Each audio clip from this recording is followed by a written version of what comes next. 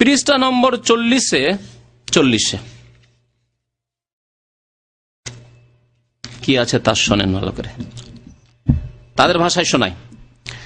কামেল পীরের আদেশ পাইলে নাপাক শারাব দ্বারা ও জায়নামাজ রঙিন করিয়া তাহাতে নামাজ পড়ো। আবার শোনাবো নাকি? কামেল পীরের আদেশ পাইলে নাপাক শারাব দ্বারা ও জায়নামাজ রঙিন করিয়া তাহাতে নামাজ পড়ো। অর্থাৎ কামেল পীর যদি বলে যে মদ আছে, মদে তোমার জায়নামাজকে মানে মুসাল্লাকে ডুবিয়ে নিয়ে আসো, আর নিয়ে এসে তুমি ওর উপরে নামাজ পড়ো, এটা হালাল না হারাম? হারাম। মদ পাক না না পাক? না পাক। তো সেই নাপাকে যদি ডুবিয়ে নিয়ে আসতে বলে, মদে যদি ডুবাইতে বলে, তাহলে পেশাব পায়খানা তো যদি ডুবিয়ে নিয়ে আসতে বলে যে ওখানে নামাজ পড়ো, কবরের উপরে নামাজ পড়ো, কবরকে সিজদা করো, সব করা যাবে। তাহলে কি করতে হবে? তবু কি করতে হবে? তাহাতে নামাজ পড়ো। অর্থাৎ শরীয়তে কামেল পীর সাহেব এখন ব্যাখ্যা নিজেই করছে এই কথা বলার পরে, তার নিজের কথার, যদি এমন কোন হুকুম দেন যাহা প্রকাশ্য শরীয়তের খেলাফ হয়,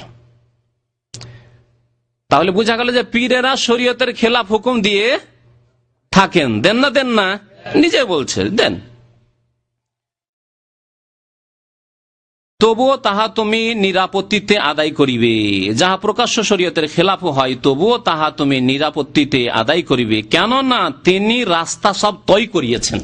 যুক্তি দেখেন, কারণ পীর সাহেব সমস্ত রাস্তা পার হয়ে চলে গেছে, কোথায় কি আছে না আছে, উঁচ নিচ আছে, কোথায় সাপ ভল্লুক বসে আছে না আছে, সব দেখে নিয়েছে। সুতরাং আপনাকে ডাকছে, চলে আসেন এই পথে, অসুবিধা নাই, হারাম পথ হইলে অসুবিধা নেই, চলে আসেন। তিনি তাহার উঁচু নিচু অর্থাৎ ভালো মন্দ সব চিনেন, কম বুঝেন দরুন জাহেরা ভাবে তুমি দেখো, যদিও উহা শরীয়তের খেলাফ হয় কিন্তু মূলে খেলাফ নয়। হারাম কাজের হুকুম দিল সেটা খেলাফ নয়, অথচ এই ব্যক্তি ভদ্রলোক বারবার আবার তাকিদও করছে। সেই তাকিদ, মজার তাকিদটা আপনাদেরকে শোনায় তার সাথে সাথে সম্পর্কিত, যেহেতু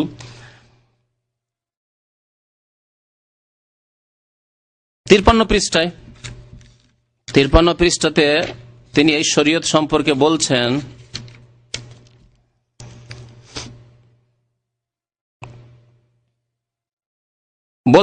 শরীয়তের হুকুম এখন আগে কবুল করিয়া লাও, তারপর মারিফতের রাস্তা তাই করিতে থাকো।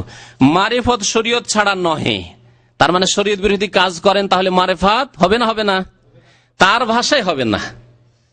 কোরআন হাদিসের ভাষাতে মারিফাত আলাদা জিনিস কিছুই নেই, যা শরীয়ত তার মাধ্যমে আল্লাহকে পেতে হবে, বুঝতে পেরেছেন? কিন্তু তাদের ভাষাতে শোনেন যে শরীয়ত ছাড়া তাহলে মারিফাত হাসিল হবে না। আবার বলছে যে না, মারিফতি তরিকাতে সে হুকুম দিচ্ছে যে সারা মদের উপরে নামাজ পড়ো, মদে ডুবিয়ে নিয়ে এসে যায় নামাজ পড়ো, হারাম কাজের হুকুম দিচ্ছ তুমি করো।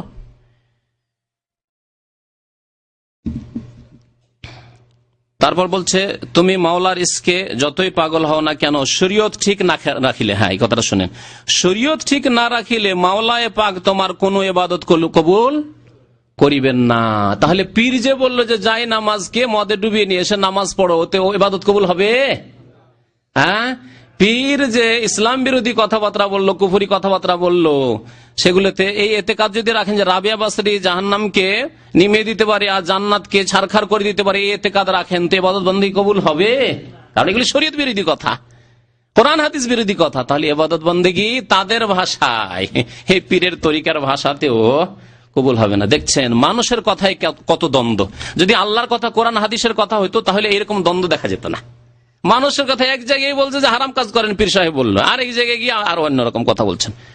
যেহেতু মানব রচিত কথা, মানব রচিত কথার অবস্থা এরকমই।